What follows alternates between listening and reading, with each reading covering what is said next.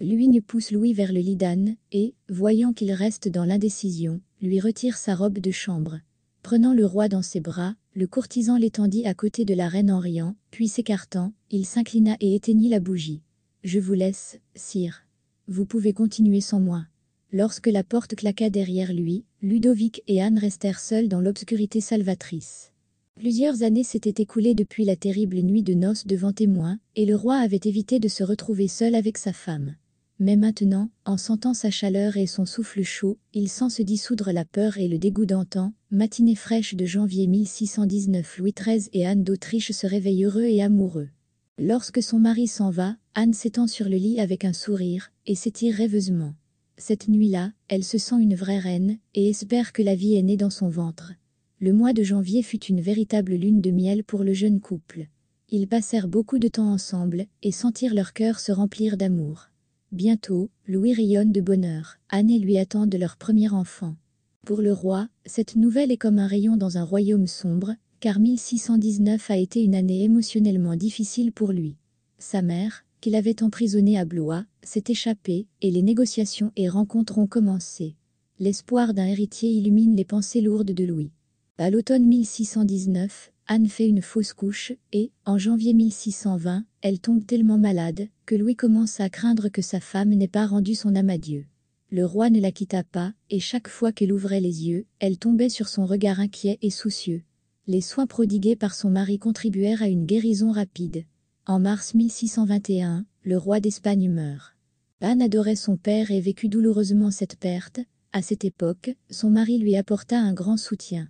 Louis est souvent en campagne militaire, et une fois Anne vient à lui, pour égayer sa dure vie de soldat. La reine s'installe dans une abbaye non loin du champ de bataille. Elle et son mari se rendaient visite à tour de rôle, mais cela ne dura pas longtemps. Anne n'aime pas cette vie nomade, et se rend compte qu'elle préfère attendre son mari au palais. On aurait pu croire que le mariage de Louis et d'Anne, sous la pression de diverses épreuves, se renforçait, mais non. Au début de l'année 1622, la reine est à nouveau enceinte. Louis lui ordonne strictement de prendre soin d'elle, et d'être prudente.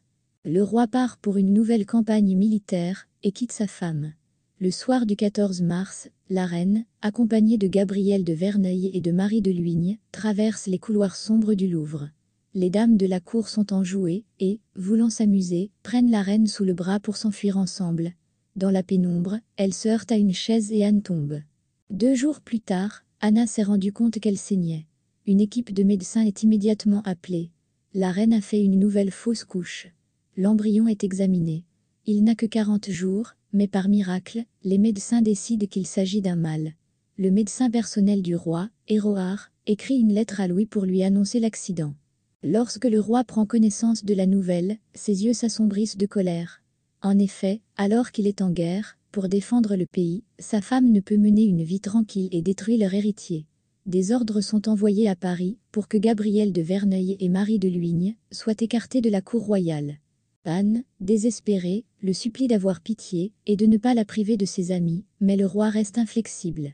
Néanmoins, la jeune reine entrevoit l'espoir d'une amélioration des relations entre elle et son époux. Dans une lettre, le roi lui demande de venir le voir. La rencontre tourne court. Louis se dégage de l'étreinte de sa femme et lui dit froidement « Madame, vous n'avez pas répondu à mes attentes ».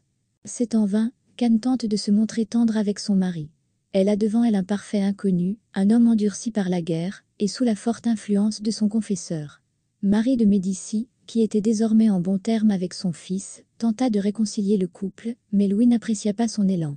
L'attachement à sa femme est si fort que même, la reprise du devoir conjugal n'est pas en mesure d'apporter des étincelles à leur relation. La seule chose qui enflamme Louis est la jalousie, mais elle ne provient pas de l'ardeur de l'amour, mais de forts instincts possessifs. L'amour entre le couple s'est évaporé. Merci d'avoir regardé.